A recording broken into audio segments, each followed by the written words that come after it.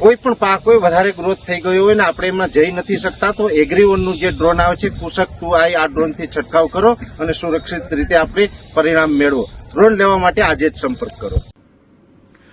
નમસ્કાર મિત્રો, વેધર ઇન્ફોર્મેશનમાં આપનું સ્વાગત છે અને હું છું પરેશ. ખાસ કરીને આજના વિડીયો આપણે પવન, વરસાદ અને બંગાળની ખાડીમાં બનેલા લો પ્રેશર વિશેની સંપૂર્ણ માહિતી આપવાની છે. સૌપ્રથમ આપણે વાત કરવાની છે પવનની. આમ જોવા જઈએ તો લગભગ છેલ્લા 10 દિવસથી આપણે રાજ્યની અંદર પવનની ઝડપ વધારે છે અને અમે ઘણા સમયથી આપને એક માર્ગદર્શન આપતા હતા કે લગભગ 15 તારીખ સુધી આ પવનની ઝડપ છે એ વધારે જોવા મળશે. એવી જ રીતે આજે 15 જુલાઈ થઈ ચૂકી છે અને હવે આવતીકાલથી પવનની ઝડપમાં ઘટાડો થાય તેવી પૂરી શક્યતાઓ છે. એટલે હવે પવનની ઝડપમાં આપણે છુટકારો મળશે. સ્વાભાવિક રીતે પવનની ઝડપમાંથી ઘટાડો મળે તો જ પછી આગળ આપણે વરસાદના ઉજળા ચાન્સ હોય. જ્યાં સુધી આ પવન આટલી ઝડપે ફૂંકાતો હોય ત્યાં સુધી રાજ્યમાં વરસાદની ગતિવિધિ ના જોવા મળે. અને એ જ રીતે જોવા જઈએ તો છેલ્લા 8-10 દિવસથી જે આ પવનની ઝડપ વધી હતી અને 8-10 દિવસથી આપણે રાજ્યમાં વરસાદની ગતિવિધિ પણ જોવા નથી મળી. હવે આવતીકાલથી પવનની ઝડપમાં ચોક્કસથી ઘટાડો થાય તેવી પૂરી શક્યતાઓ છે.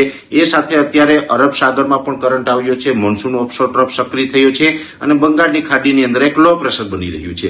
હવે અત્યારે જે અરબ સાગર સક્રિય થયો છે જેને કારણે મોન્સૂન ઓફશોર ટ્રફ હોય છે એ પોઝિટિવ ફેઝમાં છે, જેના માટે હવે આપણે આજથી લઈને 20 તારીખ સુધી 5 દિવસ સુધી રાજ્યની અંદર અલગ અલગ વિસ્તારમાં છૂટાછવાયા હળવાથી મધ્યમ વરસાદી ઝાપટાઓની શરૂઆત થશે. એટલે આજથી લઈને 20 તારીખ સુધી જે વરસાદી ગતિવિધિ થશે રાજ્યની અંદર એમાં કોઈ જગ્યાએ હેવી વરસાદ કે સાર્વત્રિક વરસાદ નહીં જોવા મળે.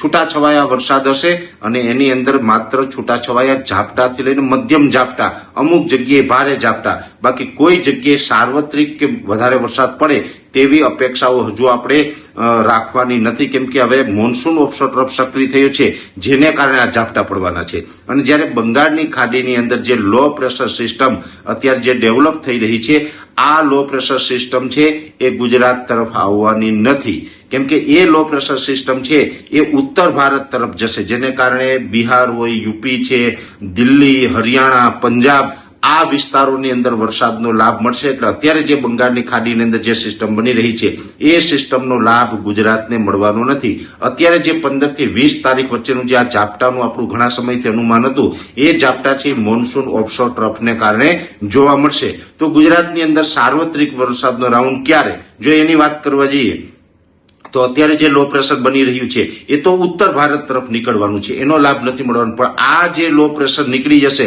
પછી તુરંત જ લગભગ 23 કે 24 જુલાઈ આસપાસ એક ફરીથી બીજું લો પ્રેશર છે એ બંગાળની ખાડીમાં બને તેવી પૂરી શક્યતાઓ છે. અને એ પાછું આના પછીનું જે લો પ્રેશર બનશે એનો જે ટ્રેક છે એ લગભગ ગુજરાત તરફ હશે, જેને કારણે 25 જુલાઈથી લઈ અને આપણે 31 જુલાઈનું જે સેશન હશે એ સેશનની અંદર આપણે સારા વરસાદની આશા રાખી શકીએ. ને એ પણ બંગાળની ખાડીનું જે લો પ્રેશર છે જેને કારણે આમ જોવા જઈએ તો ઉત્તર ગુજરાતના ભાગ હોય, મધ્ય ગુજરાતના ભાગ હોય, પશ્ચિમ સૌરાષ્ટ્ર છે, કચ્છ છે એ તરફ કદાચ શક્યતા છે એ વધારે રહેશે.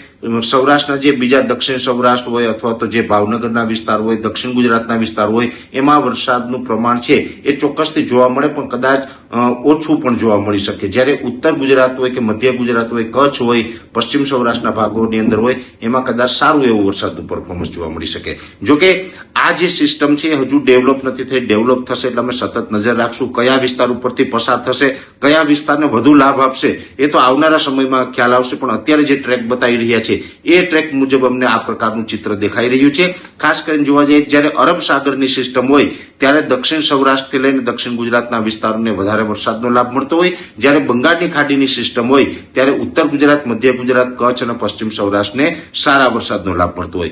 ગયા રાઉન્ડની અંદર જોવા જઈએ તો ગયા રાઉન્ડ એટલે કે જુલાઈના પ્રથમ અઠવાડિયામાં જે આપણે રાઉન્ડ આવ્યો એ આપણે અરબ સાગરની સિસ્ટમને કારણે આવ્યો હતો, જેને કારણે સૌરાષ્ટ્રના દક્ષિણ ભાગો અને દક્ષિણ ગુજરાતમાં વધારે હતો. પણ હવે પછીનો નેક્સ્ટ રાઉન્ડ છે એ બંગાળની ખાડીની સિસ્ટમો આવવાની છે. અને આમ જોવા જઈએ તો હવે બંગાળની ખાડી પણ સારી એવી સક્રિય થઈ છે. એટલે એક પછી એક સિસ્ટમો છે એ બંગાળની ખાડીની અંદર પણ બનતી રહેવાની છે. એટલે આજથી લઈને 20 તારીખ સુધી વરસાદી ઝાપટા, 25 થી 31 બંગાળની ખાડીની સિસ્ટમ આવે અને એમ 2 રાઉન્ડની અંદર જુલાઈ મહિનામાં જે વરસાદ થશે. જુલાઈ મહિનો પૂર્ણ થાય પછી ઓગસ્ટમાં પણ વરસાદ રોકાવાનો નથી. ઓગસ્ટમાં પણ એક પછી એક સિસ્ટમ છે એ આવવાની સંભાવનાઓ છે ને ઓગસ્ટની અંદર પણ સારા વરસાદનો એક અનુમાન છે. એટલે ખાસ કરીને પવન અને વરસાદ વિશેની ખૂબ અગત્યની માહિતી હતી એ આજે આ વિડીયોના મારફતે તમારા સુધી પહોંચાડવાનો પ્રયત્ન કર્યો.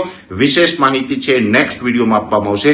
અત્યારે આ વિડીયોની અંદર એટલું. અંતમાં દરેક મિત્રોને વિનંતી રહેશે વિડીયોને લાઈક આપીને દરેક ગ્રુપમાં શેર કરી દેવો. જો તમે અમને યુટ્યુબ ઉપર જોઈ રહ્યા હોય તો ચેનલને સબસ્ક્રાઇબ કરજો, સાથે ફેસબુક તથા ઇન્સ્ટાગ્રામ આઈડીને ફોલો કરજો. નમસ્કાર.